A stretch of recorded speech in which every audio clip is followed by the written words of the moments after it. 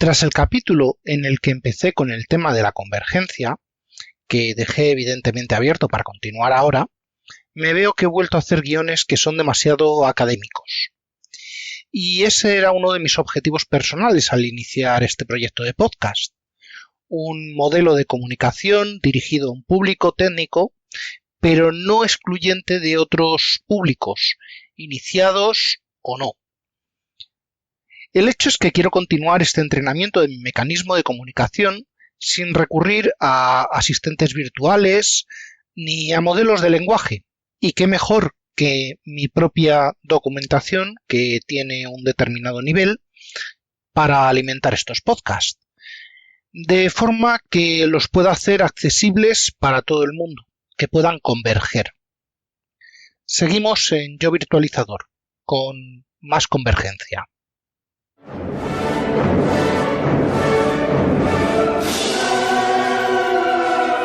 Bienvenidos a Yo Virtualizador.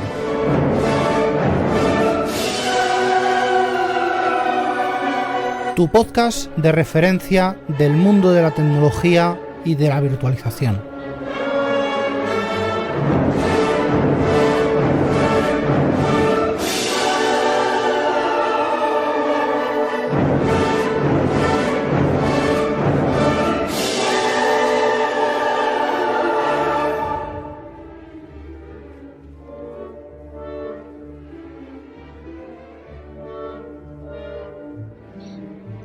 Tradicionalmente, el objetivo de cualquier tecnología es resolver problemas, evidentemente prácticos. Los teóricos no entran tanto en este campo, aunque según. Y claro, el objetivo final es mejorar la vida de las personas que van a usar dichas tecnologías. Bueno, esto es sobre el papel que lo soporta todo. Esto se logra mediante la creación de herramientas, procesos o sistemas que nos permitan hacer las cosas de manera más eficiente, rápida, segura, cómoda o económica. No siempre, pero se acerca, porque en esencia se trata de transformar nuestro entorno y nuestras capacidades para vivir mejor.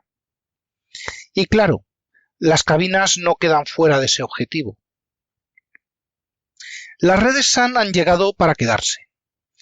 Y si bien es cierto que hoy en día las implementaciones de este tipo de redes no son las más numerosas, también lo es que la utilización de este tipo de despliegues en el que se utilizan los mismos elementos para encaminar el tráfico de red como el almacenamiento en bloques, tanto SAN como LAN, son una realidad que ha crecido durante el último lustro e incluso antes, ya que proporciona algunas ventajas derivadas de la reducción de infraestructura física al consolidar los switches FC y switches de red en un mismo equipo. Eso trae ventajas como la reducción de las necesidades de alimentación eléctrica, disminución de las tareas de gestión, superficie expuesta, simplificación del cableado, reducción del número de tarjetas de red y de almacenamiento necesarias en los equipos terminales, lo que lleva a una reducción del equipamiento de red. Y desde luego lleva a una reducción enorme de costes. En el capítulo donde hablo de los protocolos actuales y no tan actuales y sus evoluciones a lo largo del tiempo, ya adelanté muchísimo de esto. Existen varios protocolos que pueden unificar la transmisión de los datos en red y del almacenamiento. Cada uno de ellos con sus peculiaridades, aunque todos deben tener baja latencia, alto ancho de banda disponible, transmisión sin pérdidas. Bueno, pues tenemos al menos 4 familias. Para ejemplos, pues ya hemos hablado de las redes Fiber Channel, de InfiniBand, de iSCSI o de FC over IP y, como no, FCOE. En el artículo con el que acompaño en la web y en la sección de comunidad del podcast, y creo que lo pondré en cada uno de los lugares relevantes de este podcast, tenéis un mapa esquemático para no perder el hilo. Si bien ya he esbozado parte de esto, son tecnologías que son espesas, así que vamos a repasarlas muy brevemente. El protocolo FC es un stack completo, como ya comenté, que utiliza su propia pila, ni TCP, ni IP, ni siquiera Ethernet. Y aunque podría haber servido como infraestructura de red para datos en general, su alto coste frente a sistemas Ethernet, siendo este Ethernet ya estándar de facto, quedó apartado, aunque siga siendo el más común de los protocolos de almacenamiento y de accesos a dispositivos en bloque, debido a sus procedimientos de detección de errores, control de flujos, en fin. Como ya comenté, su capa más administrable es la capa 2, donde se sitúan las Mac 64, que son casi comparables a la RP, a las Mac 48 de Ethernet. De esto, pues poco más hay que decir. InfiniBand es otro protocolo, este es de los propietarios. Es un estándar de comunicación de red de alto rendimiento, con muy elevado ancho de banda y una latencia muy baja. Se utiliza principalmente en HPC, en High Performance Computing, en Grid, en centros de datos y en sistemas de almacenamiento para alto rendimiento.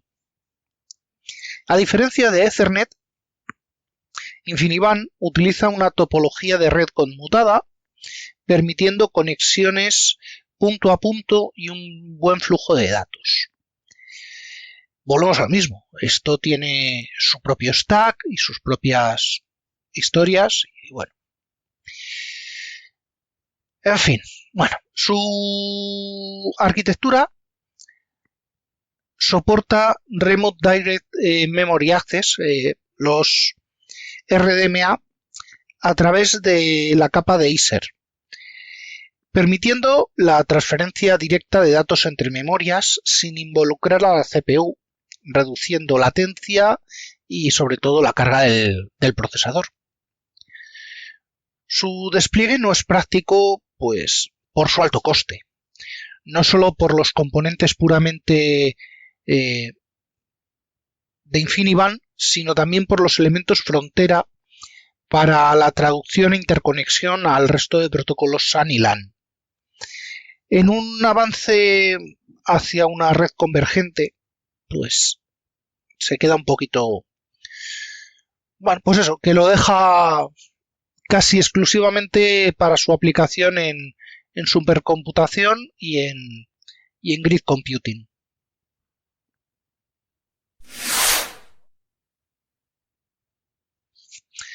Internet SCSI y SCSI es un invento original de IBM y Cisco, que luego pasó a ser algo mucho más estándar.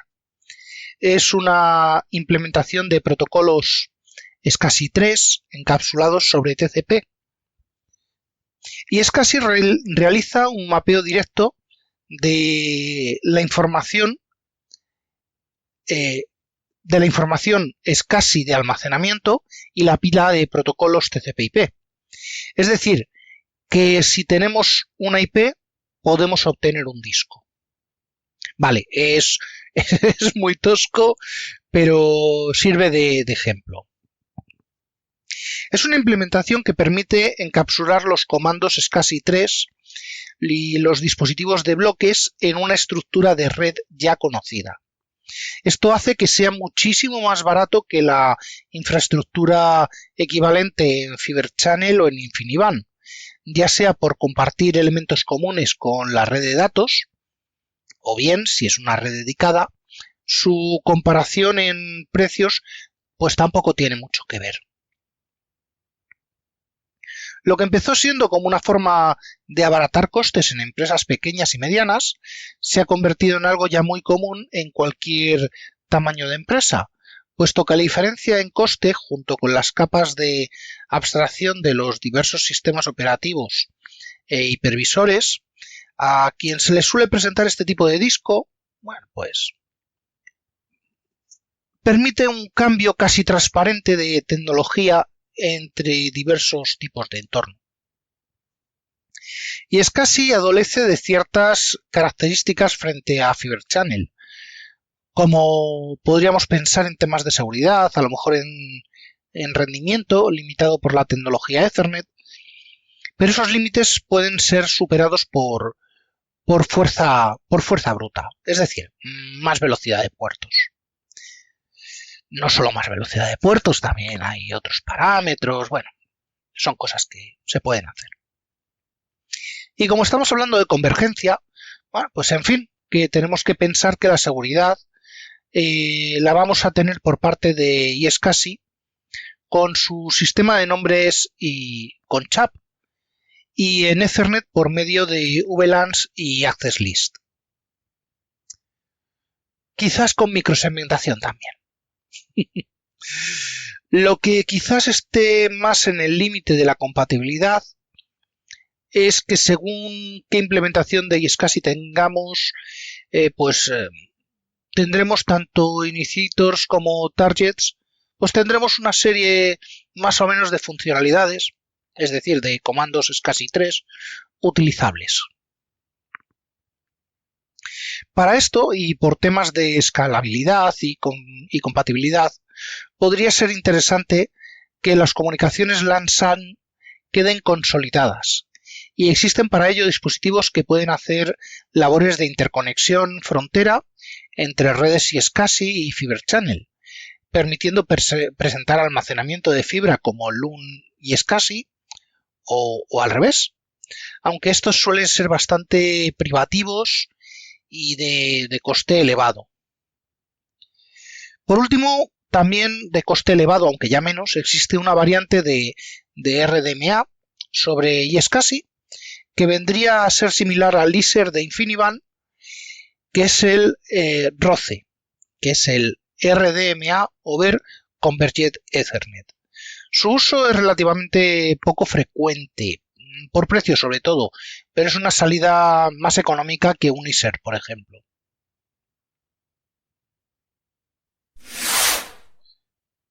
Para continuar, bueno, vamos con un primo rarito, un primo cercano del iSCSI, que es el IFCP. IFCP es Internet Fibre Channel Protocol, que es un protocolo de almacenamiento que permite la interconexión de dispositivos Fibre Channel a través de redes IP. Es una alternativa a otros raritos también, FCIP, que sería Fibre Channel over IP, para extender redes SAN sobre infraestructuras basadas en TCP/IP. Precisamente esa capa en este nivel, en capa IP. Bueno, no os preocupéis, ya llegaremos ahí. Las tramas de IFCP van directamente sobre IP, con las ventajas que representa poder modelar sobre una red estándar en lugar de una red dedicada. Y aquí es donde está su chicha. Cada dispositivo tiene su propia IP, al igual que en el protocolo SCSI 2, donde tenemos cada dispositivo identificado en la cadena. Solo que en este caso no tenemos identificador de cadena, sino que tenemos identificador IP. En lugar de switches, jumpers, pesos, tenemos un dispositivo virtual, sea disco, sea controladora, cinta, escáner, cualquier aparato tendrá su propia IP, por lo que tenemos SCSI 3 mapeado sobre IP. Obviamente los paquetes serán de tipo TCP para garantizar la secuenciación y la corrección de errores, sobre todo en caso de redes con latencia variable, ya que puede construirse sobre redes WAN, de ahí su escalabilidad. Pero esto suena precioso. Yo casi lo compro, pero bueno. ¿Qué compro? Bueno, pues existen dos variables y un poquito de polémica. La versión original está diseñada para mantener la cohesión en redes con latencias dispares, y eso se consigue en TCP, por lo que es la implementación más común. Pero la capa de sesión cobra su precio en rendimiento y en CPU.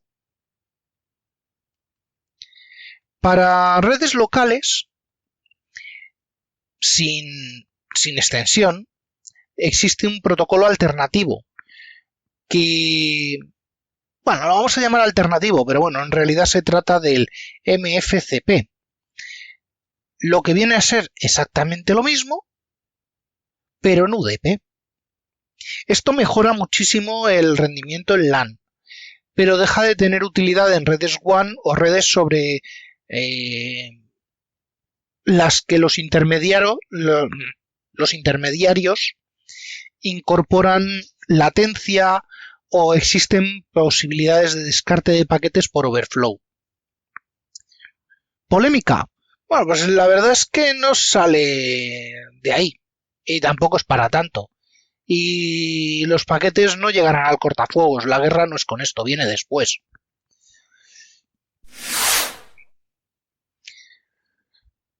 Por el lado contrario, FCIP, que es Fiber Channel sobre IP, es un protocolo de almacenamiento que permite extender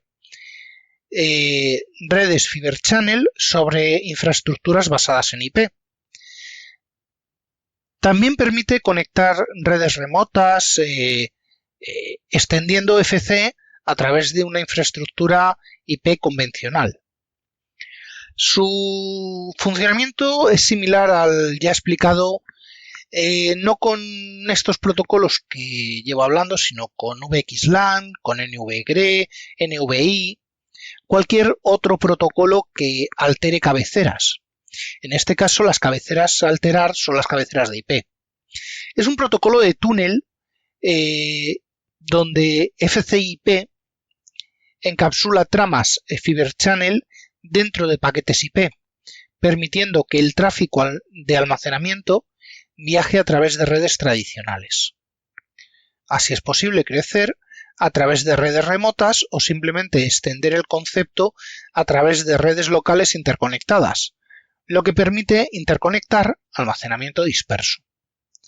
También, obviamente, utiliza TCP/IP por temas de control de flujo, corrección de errores, la rutina de costumbre. Vamos, que con esto se puede montar un sistema de almacenamiento distribuido sin requerir cabinas FC interconectadas y una SAN extendida, pero permitiendo conectar dispositivos de tipo FC, puesto que los equipos frontera que realizan el tunelizado tendrán dicha conexión FC. Da ideas para una configuración de disaster recovery en entornos donde la red convencional se puede extender pero una fibra dedicada a una lambda no son técnica o económicamente viables. No es el protocolo final host a disco, puesto que su diseño está más orientado a ser un protocolo real antes que es más un protocolo de red que un consumible final de usuario de red. Fiber Channel sobre Ethernet, FCOE. Me he dejado en último lugar el FCOE para el análisis, puesto que FC y SCSI son bastante más conocidos. Creo que con lo que he explicado quedan bien retratados, pero FCOE es un poco más complejo. Hasta hace poco existían dos problemas para utilizar Ethernet como sustento de las redes LAN SAN consolidadas. El primero es la limitación del ancho de banda que permitía transmitir, si se comparaba con FC, cada uno de los momentos y estándares. Límites en las configuraciones, en los perfilados de tráfico para cada uno de los flujos. Y el primero es que desde que las redes a 10 gigas la monta casi cualquier aparato doméstico y tenemos enlaces de 10, 25, 40, 50 hasta 400 gigabytes en data center, la fuerza bruta es el principal descongestivo para cualquier tipo de tráfico. Pero claro, un gran caudal conlleva una gran necesidad de capacidad de conmutación. El segundo problema ha sido resuelto mediante nuevos estándares como el DCB, el IE-Cubo, el Data Center Bridging, es quien lo define, que ha mejorado ciertas implementaciones del protocolo Ethernet, eliminando pérdidas de paquetes debido a congestión de colas, añadiendo la posibilidad de reservar anchos de banda específicos en los enlaces, en fin. El primero de los protocolos de DCB podemos considerar el primero, el 802.1 QBB, que es el Priority Based Flow Control, el PFC, que permite realizar control de flujo, pero diferenciando entre tipos de tráfico, sobre todo los que pueden utilizar las pausas. Evita pérdidas de paquete y es por el que las redes DCB también se las puede denominar Ethernet sin pérdidas o lossless Ethernet. Quizás un poquito más antiguo estaría el 802.1 AZ, que es el Enhanced Transmission Selector, el ETS.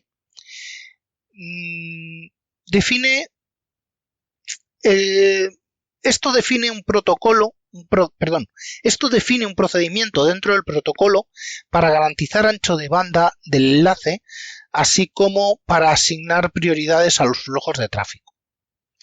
Otro sería el 802.1 QAU, que es el Quantized Congestion Notification.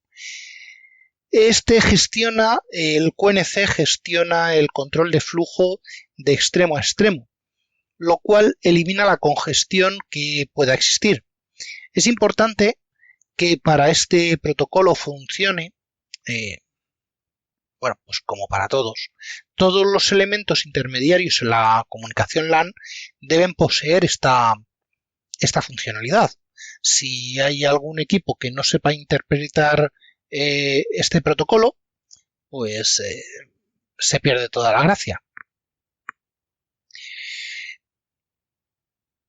Todo esto no me lo sé de memoria, ¿vale? Lo estoy leyendo de la chuleta y veo que la chuleta está mal y me he ido a la fuente y sí. De nuevo tenemos el protocolo 802.1 QAZ, ¿vale? Igual que el ETS, en este caso es Data Center Bridging Exchange Protocol. ¿Por qué? Porque este ya no es el QAZ del que hablaba antes, sino que es el 802.1 QAZ-2011, que es una revisión de protocolos en el cual, lo que se le añade al dispositivo es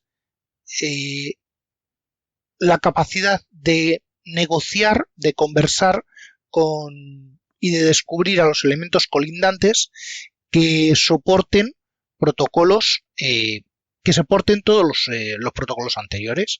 De hecho, lo que hace es orquestar estos protocolos.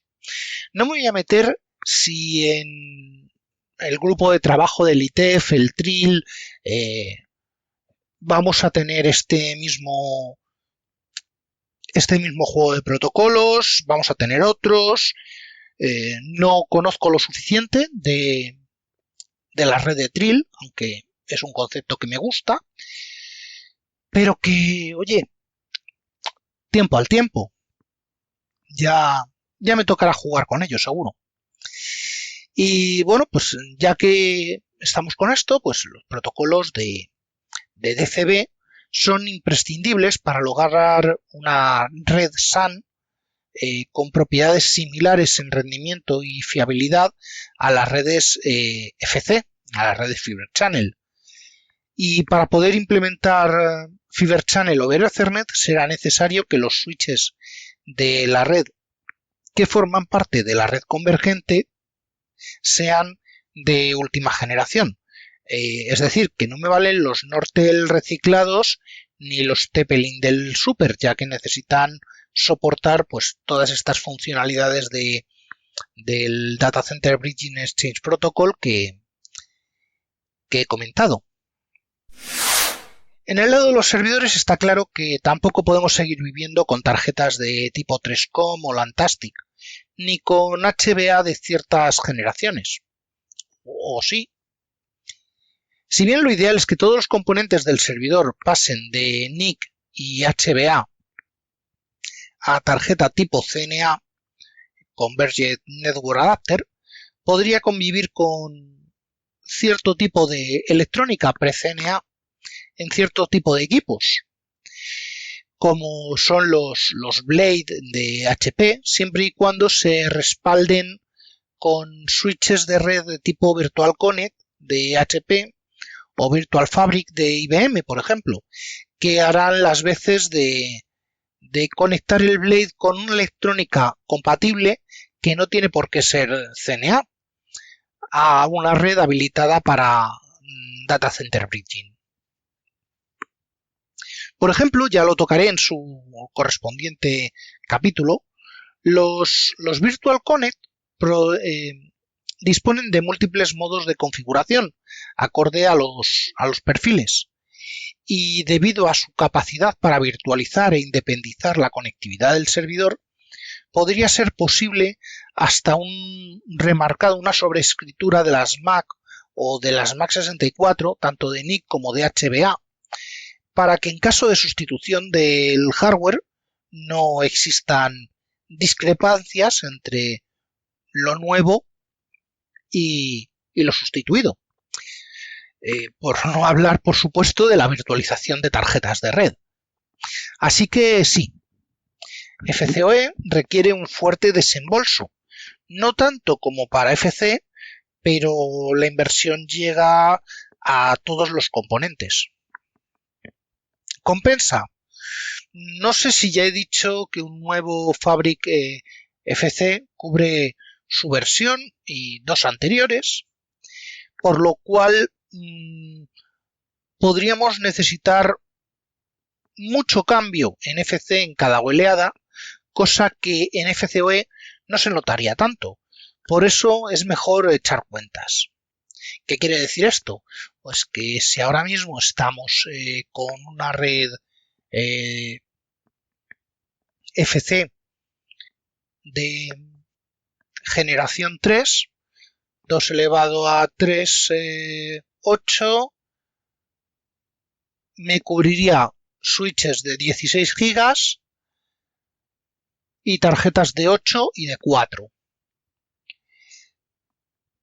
Podríamos meter una red de Fiber Channel nueva. Tendríamos que sustituir probablemente metiendo una red de quinta generación. Habría que sustituir tarjetas, todas las de 4, y estoy seguro que también las de 8, por no decir que los switches, pero nos iríamos a 64 GB y haciendo esto mismo en FCOE nos quedaríamos en 10, 25, 50 GB, 40 GB, depende de la inversión, con tarjetas de red que, si bien no son tan caras, siguen siendo un desembolso importante. Por otro lado, en FCOE lo que vamos a tener son conceptos de seguridad Ethernet como los propios conceptos de FC, por lo que por lo menos es una implementación a estudiar.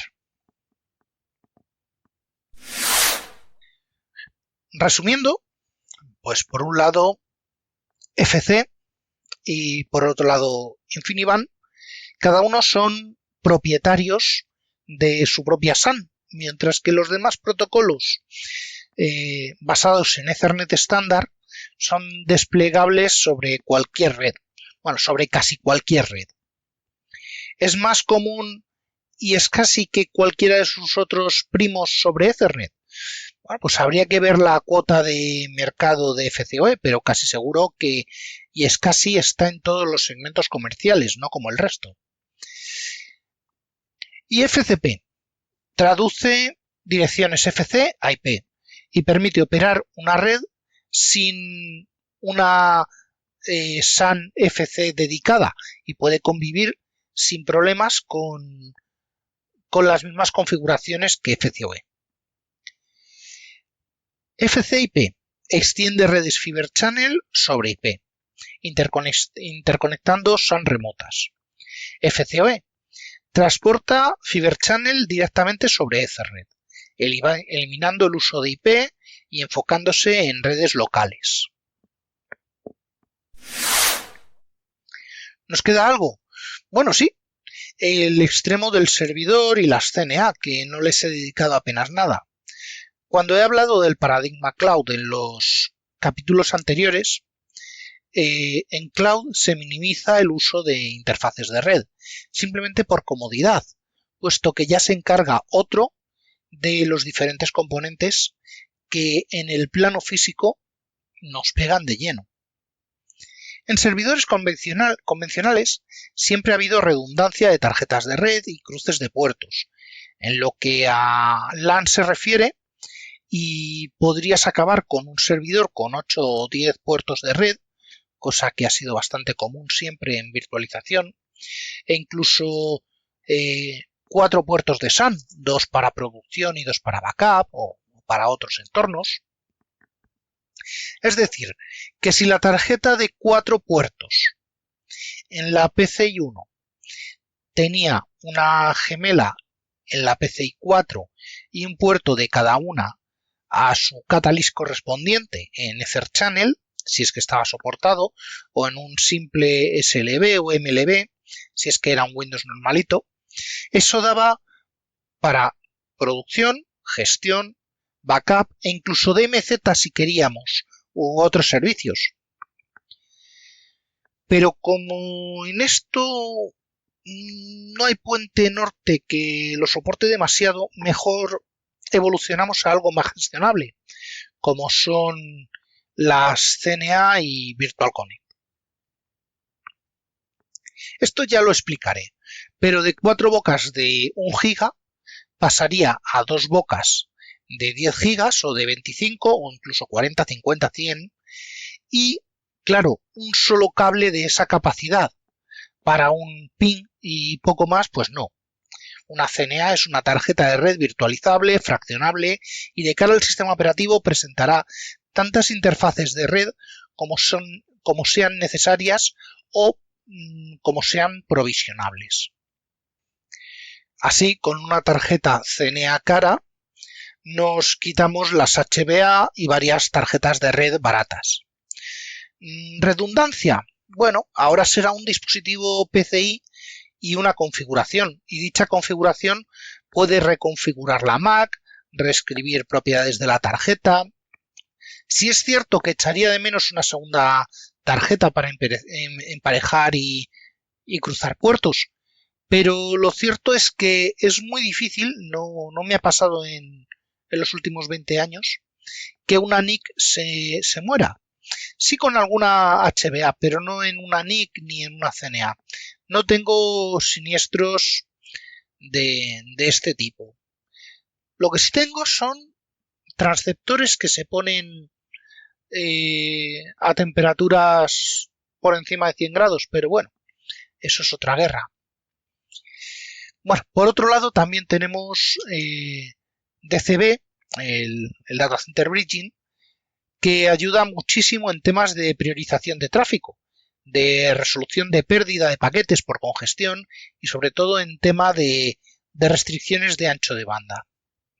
El aumento de velocidad de cada enlace no debería presuponer, como ya dije antes, que no vamos a necesitar unos parámetros de segmentación y configuración de QoS, que básicamente porque las redes convergentes hacen compartir en un mismo medio y en la misma electrónica redes con diferentes necesidades, con diferentes requisitos de velocidad. Por arquitectura, la red convergente es convergente durante su primer salto. Mucho más allá no tiene sentido, ya que la electrónica se configura y se adapta a la segmentación por especialización. No hay mucho más que añadir, y salvo que saque de nuevo el tema de convergencia de la mano especializada del hardware de mayores, no veo la posibilidad de que sea un tema muy recurrente en el podcast. Así que, sin más, hasta el próximo capítulo.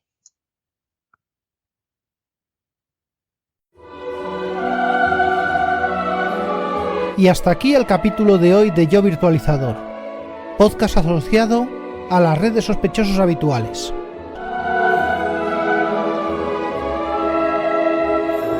Para más información de contacto, suscripciones y resto de la información referida en el programa, consulta las notas del mismo.